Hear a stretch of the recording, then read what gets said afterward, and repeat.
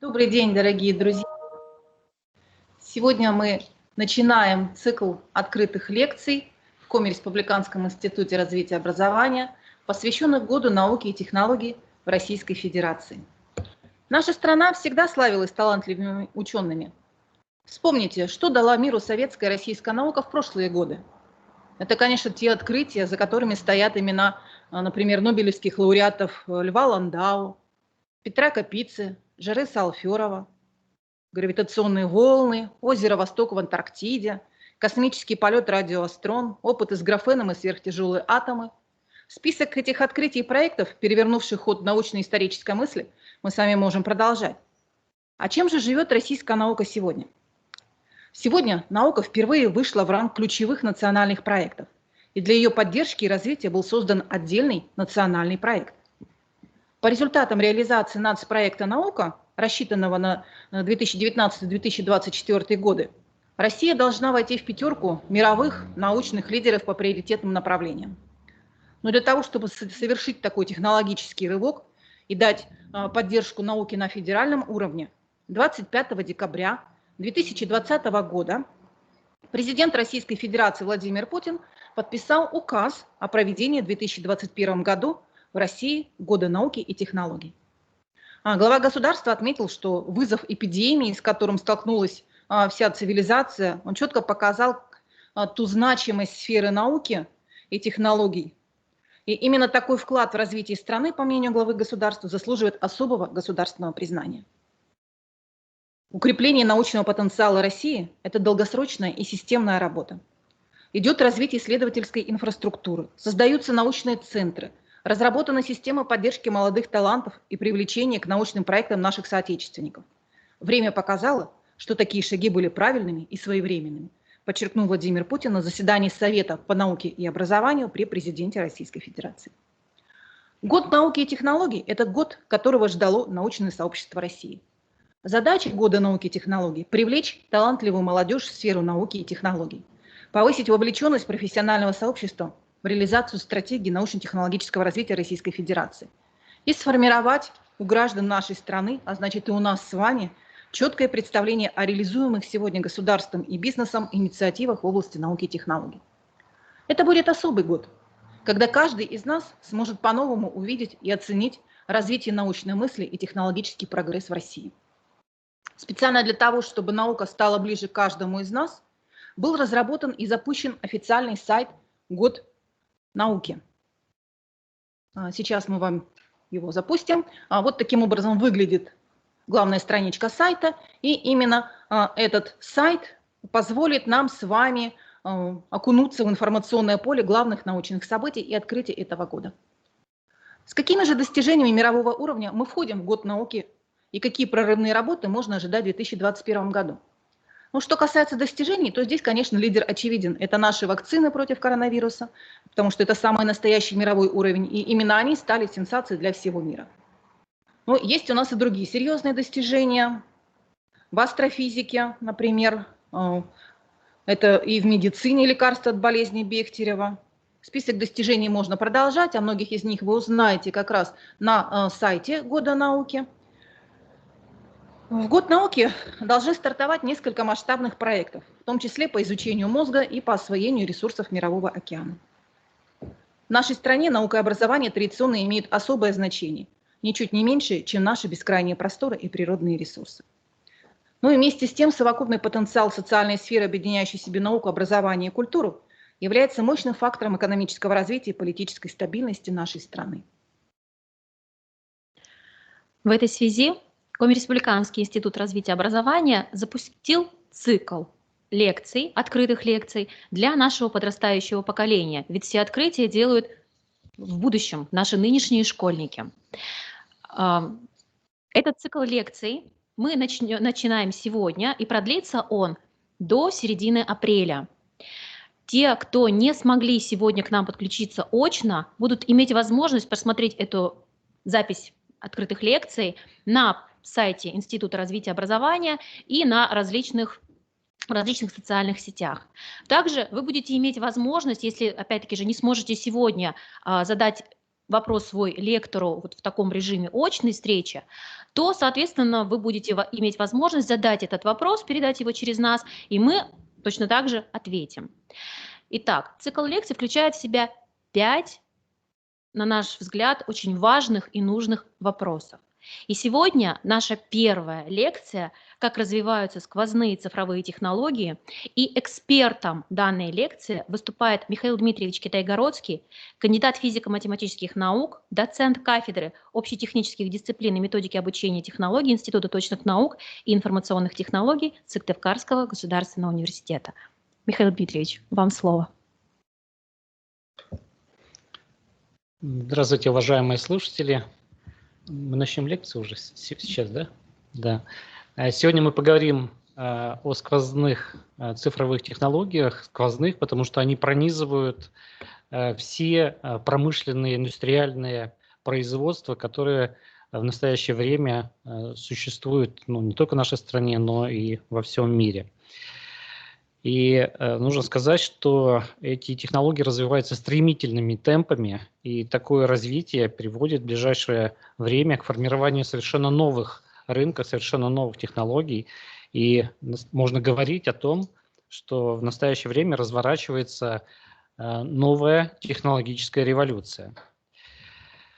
Сейчас мы, наверное, допустим.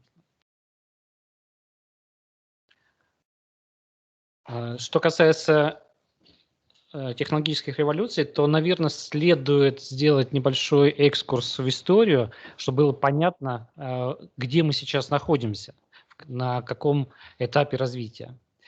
Первая промышленная революция, это середина 18-го, начало 19 века, связана с развитием и появлением промышленного производства и транспорта.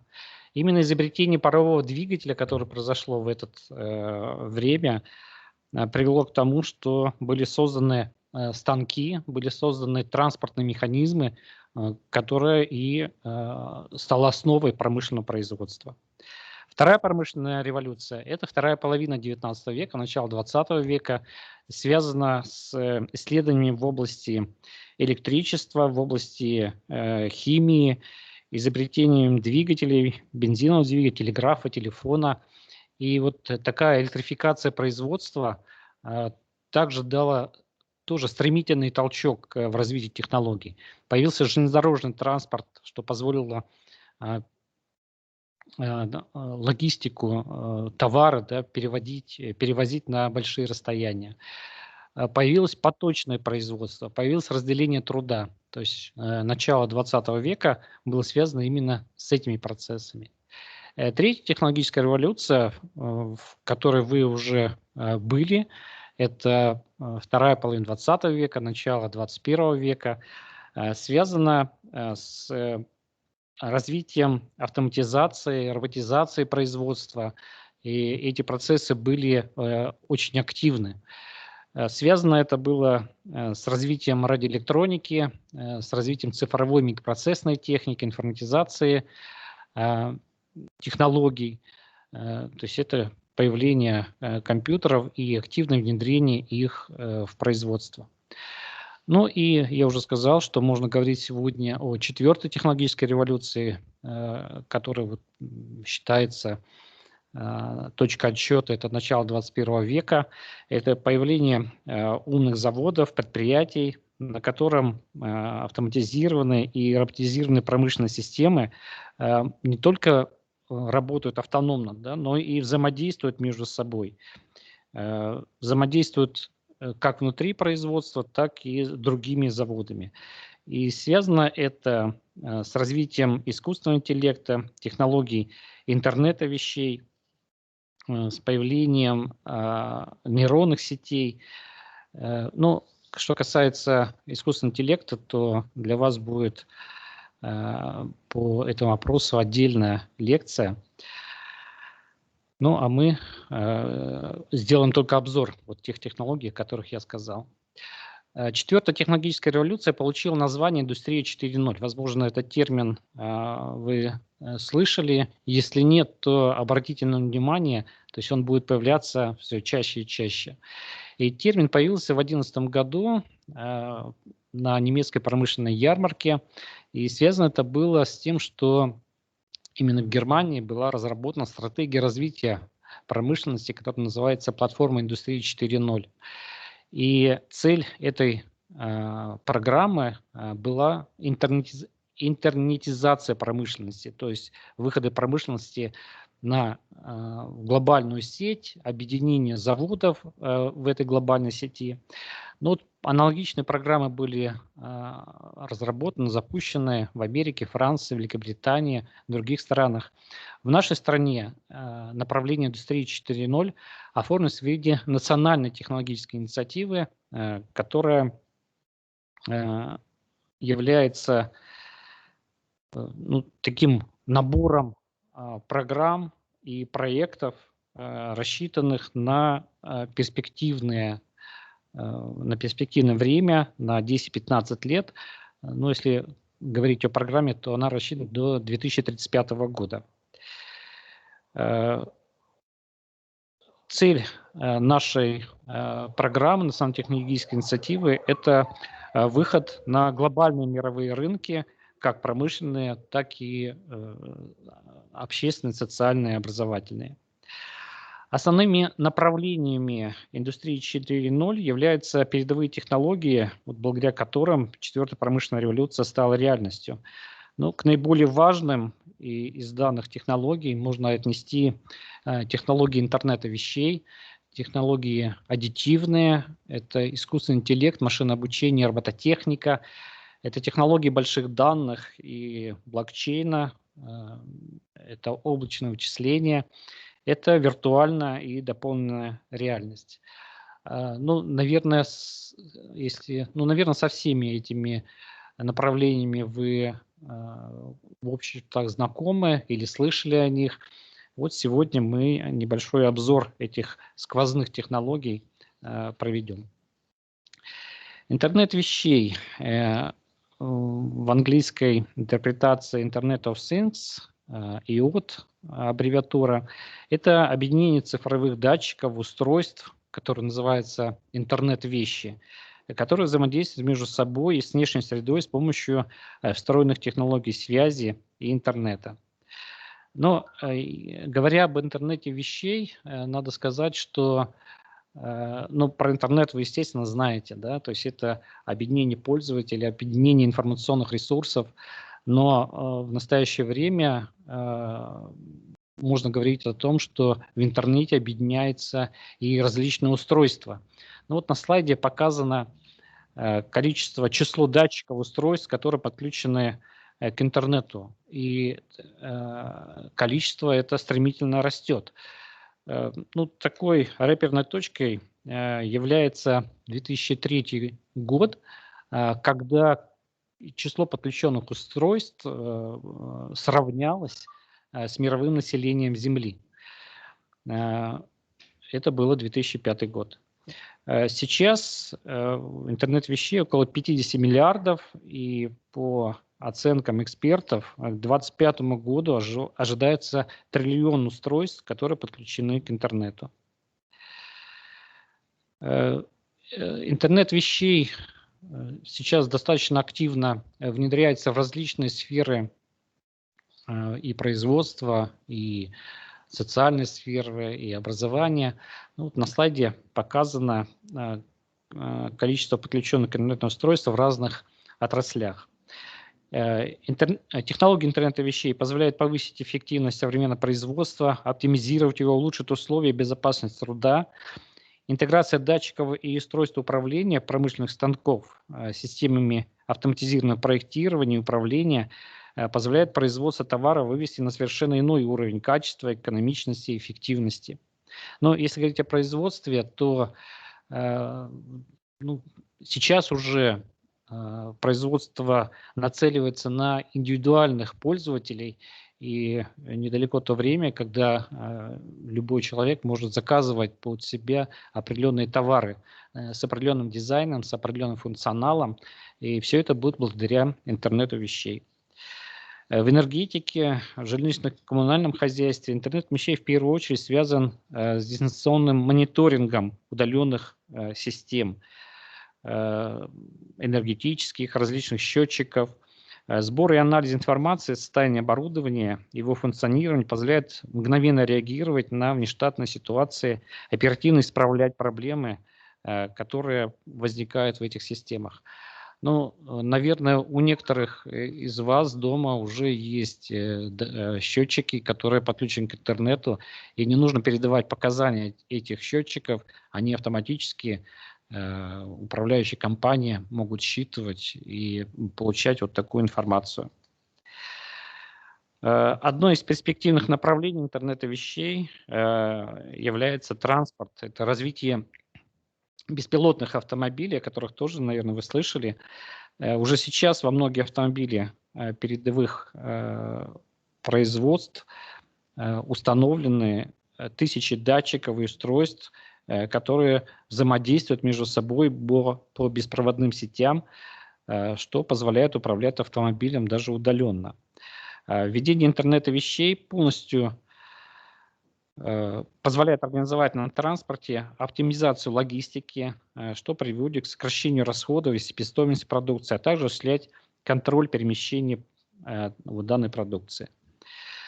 Интернет вещей дал толчок и развитию такой отрасли, как телемедицины, с помощью которой возможно дистанционный мониторинг различных параметров здоровья человека, что позволяет удаленно расшифровывать медицинскую информацию, выставлять диагнозы, принимать решения о способах лечения. Существуют удаленные роботы-хирурги, которые позволяют ведущим специалистам проводить операции через расстояние на больших расстояниях.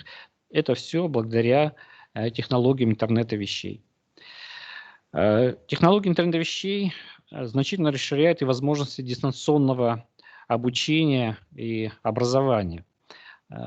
Что касается нынешней ситуации, да, когда дистанционное обучение стало реальностью, и от которой никуда не уйти, но, наверное, вы почувствовали, что оно эффективно может работать там, в гуманитарных дисциплинах, да, где можно получить какой-то информационный контент, его освоить с помощью дистанционных тестов, ответить на вопросы.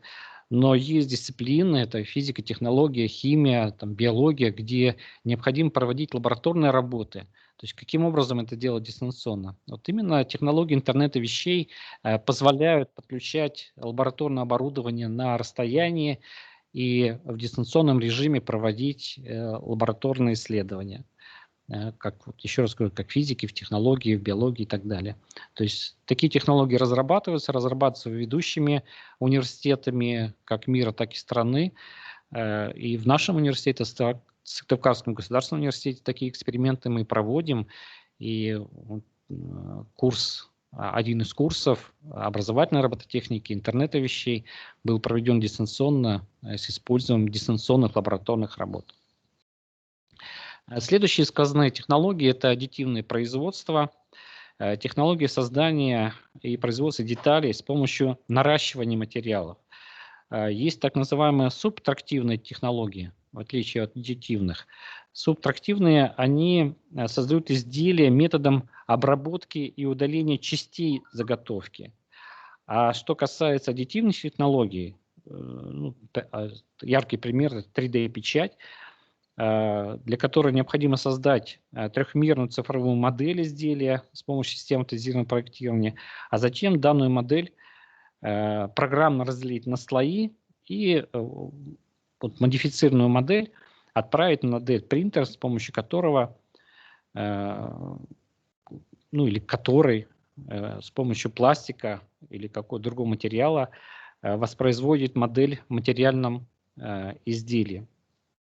В настоящее время 3D-печать используется в индустриальной промышленности при изготовлении отдельных деталей автомобилей, самолетов, других транспортных средств, в медицине для изготовления протезов и имплантов, хирургии, стоматологии, в легкой промышленности при изготовлении одежды, обуви, аксессуаров, и так далее.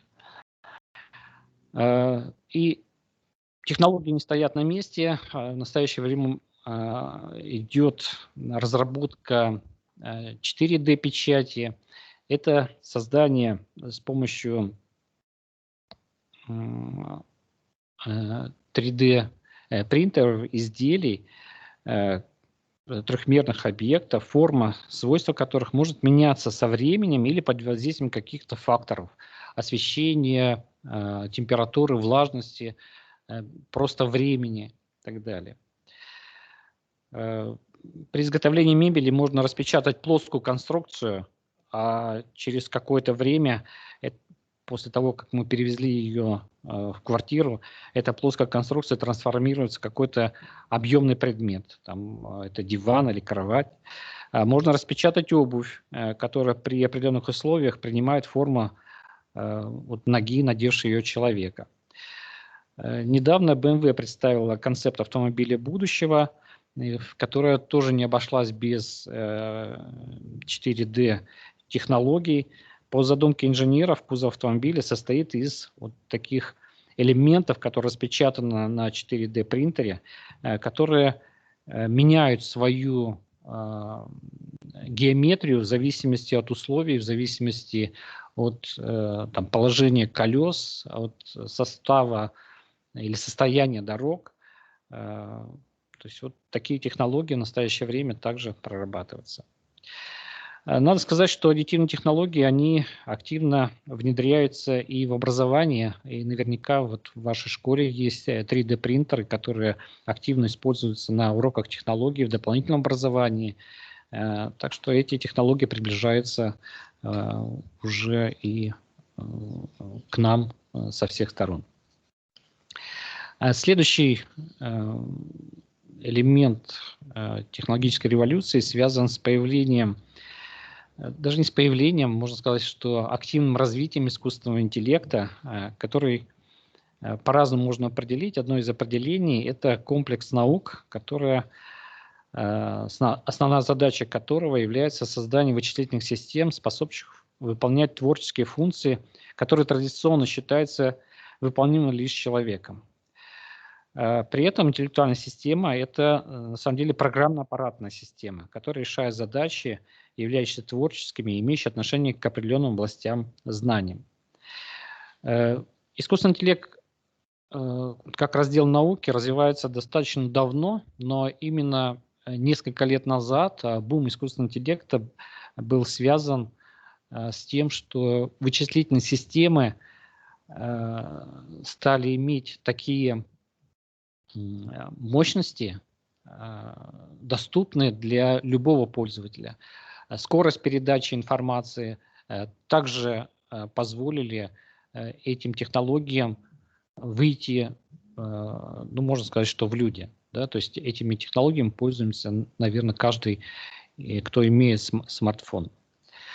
В нашей стране этой области обращают особое внимание. В 2019 году была принята национальная стратегия развития искусственного интеллекта на период до 2030 года. Целью ее является обеспечение ускоренного развития искусственного интеллекта в нашей стране, совершенствование систем подготовки кадров в этой области. Если говорить об образовании, то достижения в области искусственного интеллекта позволили очертить еще настоящую формирующуюся область образовательную, которая называется робопедагогика.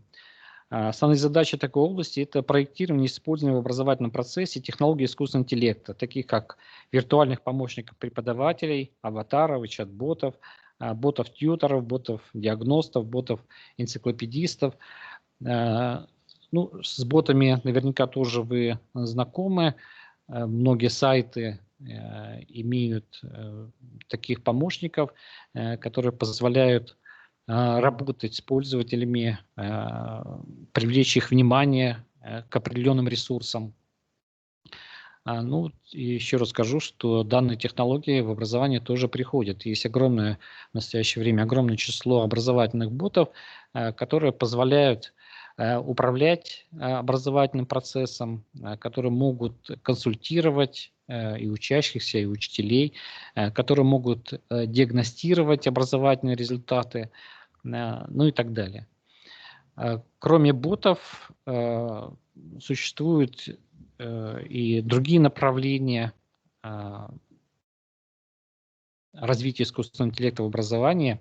Ну, вот одна из фотографий, которая представлена на слайде, это робот телеприсутствия, который может быть установлен в школе, в классе, и ученик, который не может присутствовать на уроке по различным причинам, да, то есть по своим возможностям, по состоянию здоровья, или находится где-то удаленно, он может виртуально присутствовать на уроке, перемещаясь вот с помощью такого робота телеприсутствия по классу, может слышать все, что происходит в классе, и учителя, и ответы учащихся, может сам поднимать руку и отвечать на вопросы учителя.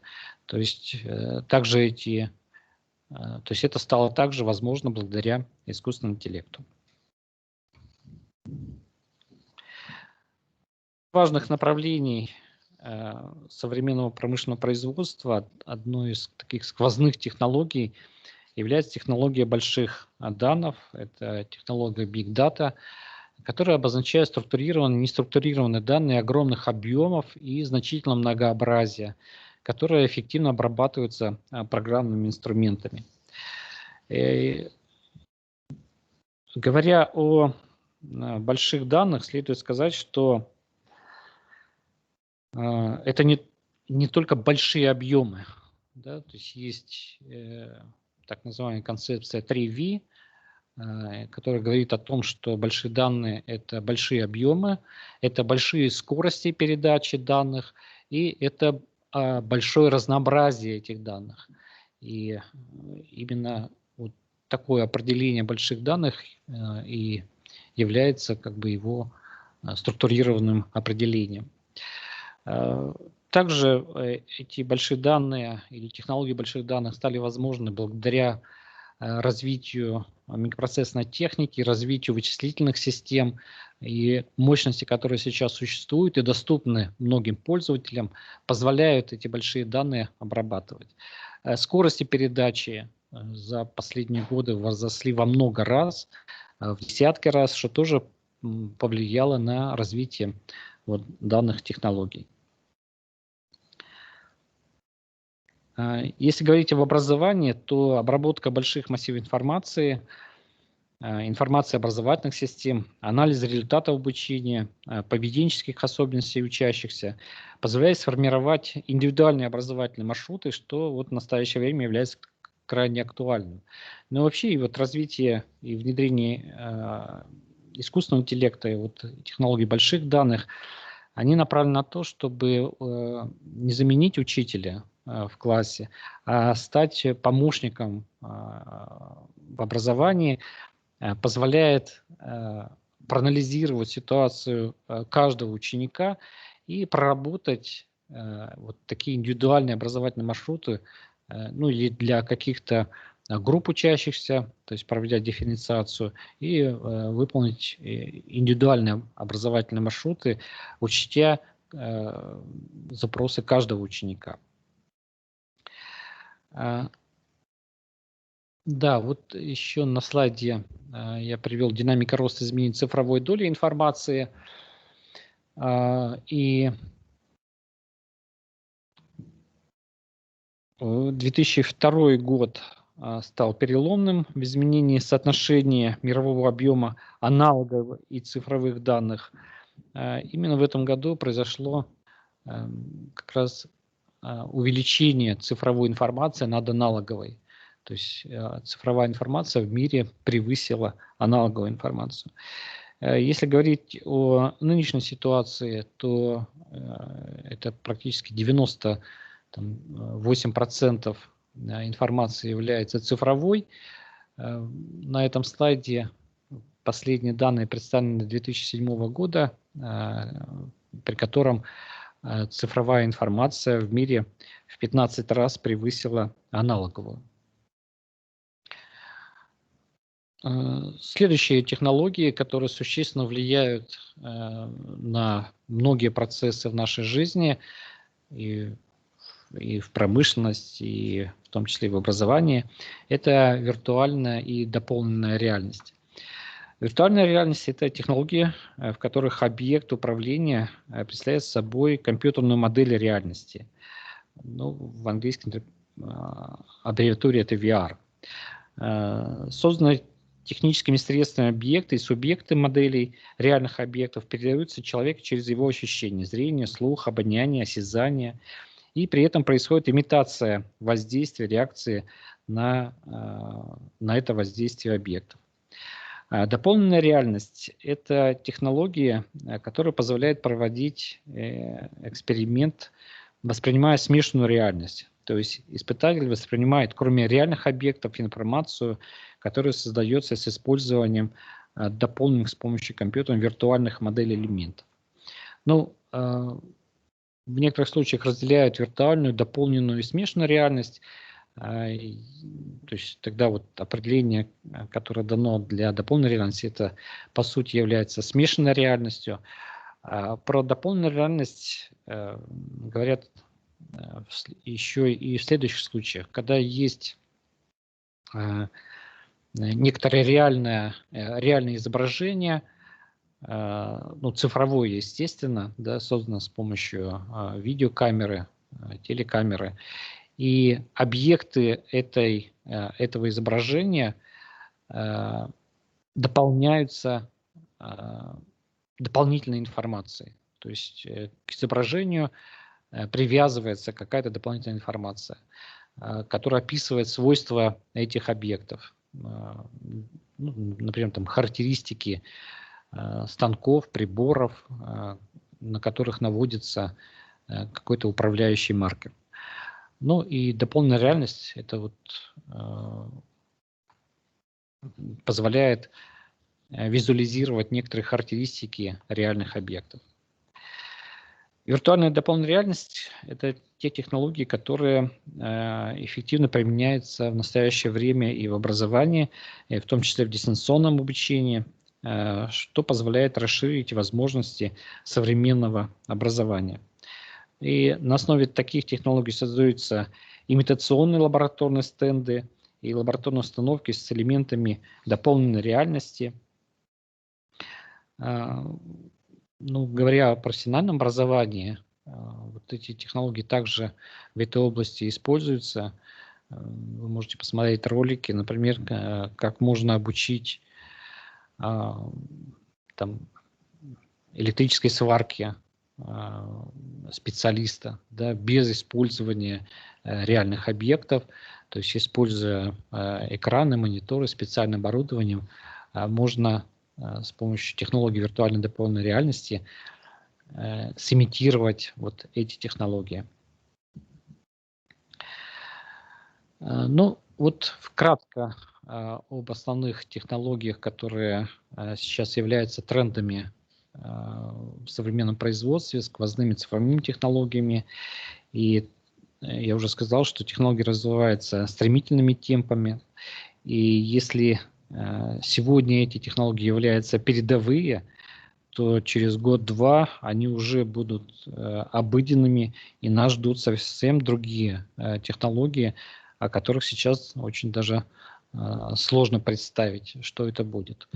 Ну, в частности, 4D-печать, которую сейчас, там, возможно, вы не слышали, не видели. То есть это то, что придет к нам завтра. Спасибо вам за внимание. Если есть вопросы, то мы сейчас посмотрим в чате. Спасибо. Михаил Дмитриевич, а почему все-таки сквозные? Да, сквозные – это технологии, которые пронизывают современные промышленные технологии, ну, на протяжении всей технологической цепочки. То есть то, что используется практически в каждом промышленном технологическом производстве. То есть практически без этих технологий, Да. ну или хотя бы одной из них, то, скорее всего, и технологический процесс какой-то остановится. Еще вот вопрос, там слайд, где были цифровые, да, задействованы. Вы сказали, что по 2007 году в 15 раз превысил аналоговые, то а сейчас, наверное, уже... Ну да, я сказал, там 98%. Да, Дим, вот этот, да.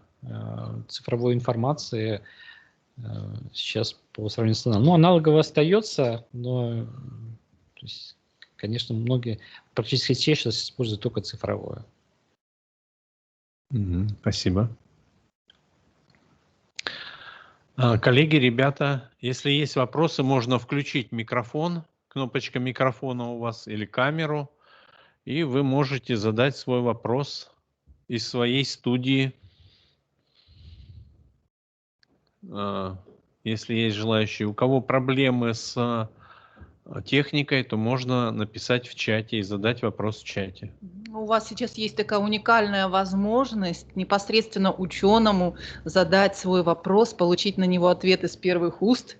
Пожалуйста, используйте такую возможность. Будем рады. Так, к нам подключается коллега. Представьтесь, пожалуйста, если вы хотите озвучить свой вопрос. Нет, наверное, коллега просто включилась.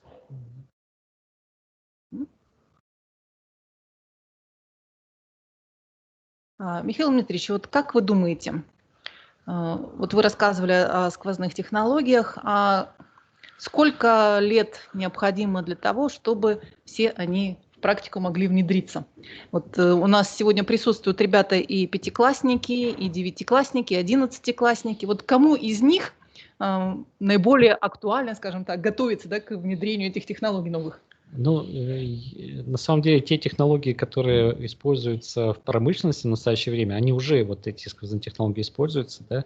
И я сделал тоже небольшие акценты на то, как они появляются в образовании сейчас. И вот благодаря программе НТИ, Национально-технологической инициативы, да, появление новых форматов дополнительного образования, кванториумов, IT-кубов, точек роста, ДНК, домов научной коллаборации, то есть все вот эти новые образовательные направления как раз направлены на то, чтобы эти современные технологии появились и у детей, и у учителей.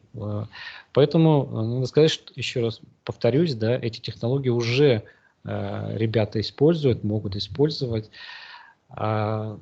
Если выделить что-то вот из этих технологий, на что нужно обратить внимание, то, конечно, безграничные перспективы у искусственного интеллекта. Да, сомневаюсь, что когда-либо эта задача будет решена, да, то есть будет создан некоторое техническое устройство, которое будет максимально приближено к человеческому разуму. Да, работы в этом направлении, естественно, ведутся, идет моделирование отдельных элементов, да, этого и там техническое зрение, которое доступно, кстати, и учащимся, и этим занимаются, но это, еще раз говорю, как элемент этого искусственного интеллекта. Коллеги, ребята, у нас по искусственному интеллекту тоже будет открытая лекция послезавтра. С нами будет работать представитель Академии, Уральского отделения Академии наук. Обязательно приходите, вы сможете также задать вопросы. Михаил Дмитриевич, еще такой вопрос. Вот в Доме научной коллаборации в университете, какие из этих направлений у вас реализуются в качестве обучения? Что касается 3D-моделирования, 3D-печати, то есть это отдельное направление. Что касается автоматизации, производства, роботизации, то робототехника тоже это направление присутствует.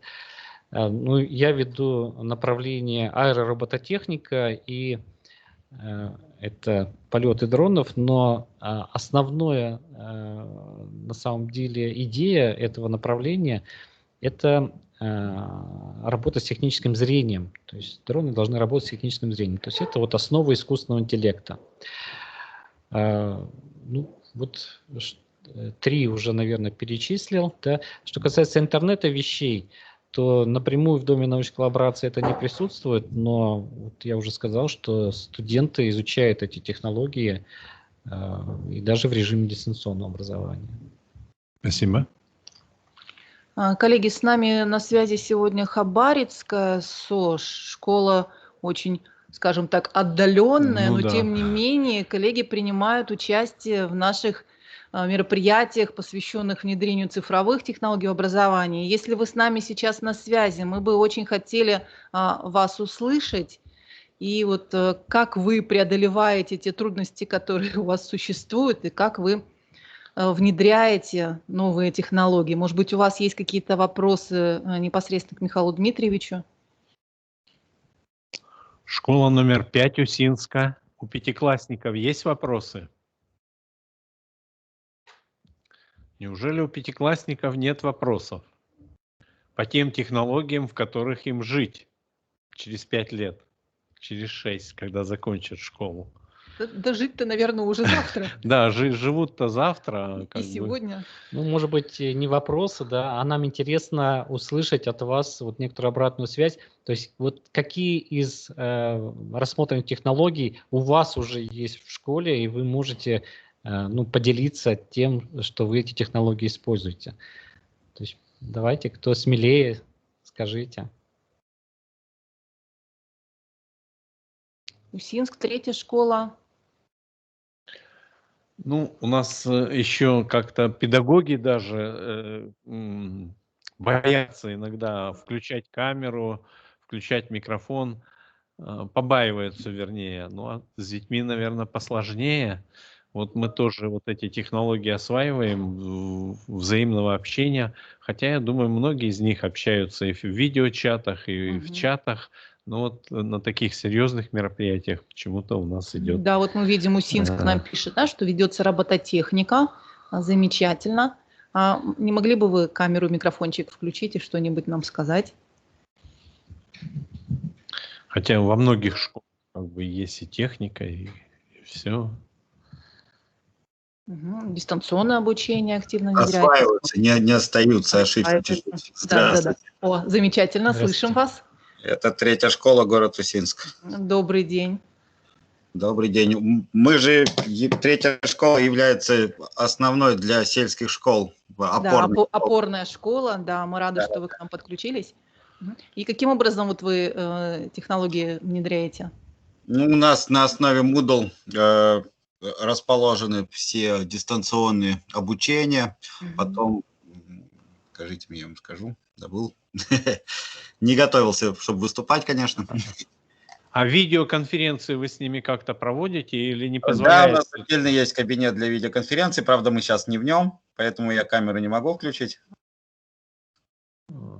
То есть хватает той скорости интернета вам с сельскими школами общаться? Или вы ждете, Ну, когда обычно ведется будет... точно так, как сейчас идется отдельно запись, и потом уже записью пересылается, если кто-то не может подключиться. Понятно, да. А какие планы в том плане, что вот 50 мегабит обещают, ну не обещают, а это в планах, какими вы в очереди стоите? Что слышно на эту тему? Не знаю, это надо консультироваться уже непосредственно с Ростелекомом. Мы Понятно. Ну, как бы в общем плане стоит 22 год у нас, что сельские школы должны быть обеспечены с большим скоростным интернетом к концу 22 года. То, что написано, не всегда реализуется. Ну, как бы потихонечку реализуется. В Коми есть такие примеры. Сыктывдинский район, например, активно сейчас освещает. Дай бог. Думаю, до вас дойдет это. Да, то есть технологически... На следующий год у нас планируется развертывание точки роста. Замечательно. И вот как раз точка роста – это та самая точка, в которой и будут ребята осваивать на практике все эти сквозные технологии. Да. Вот Хабаровская школа нам пишет, что тоже у них есть робототехника. Замечательно. Ну, видимо, тоже технические возможности пока еще подводят на сегодняшний день, да, не всегда мы можем подключиться к тем мероприятиям, в которых хотелось бы принимать участие. Но, тем не менее, рады, что вы сегодня с нами. Где-то у нас тут еще Воркута, школа номер 23, подключалась. Коллеги, если вы еще с нами, пожалуйста, отзовитесь.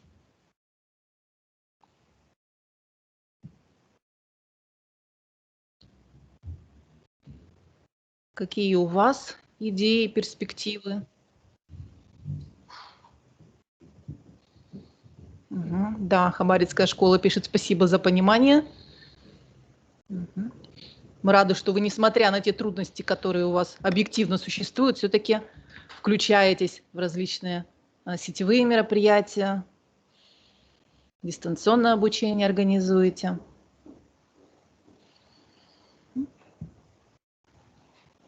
Так, ну что, вопросов больше нет? Да, Мы так да. понимаем. Ну, и если будут возникать вопросы, можно будет задать по электронной почте, по нашим электронным почтам. Будем Они рады... указаны в письмах, которые разосланы об открытых лекциях. Будем рады видеть вас завтра на нашей открытой лекции. И 31 марта тоже у нас открытая лекция в 15 часов. Приходите сами, приглашайте своих друзей, ребят. И, конечно же, задавайте вопросы, пока у вас есть такие возможности задать вопросы непосредственно ученым, разработчикам технологий и тем людям, которые внедряют эти технологии в нашу с вами жизнь повседневную.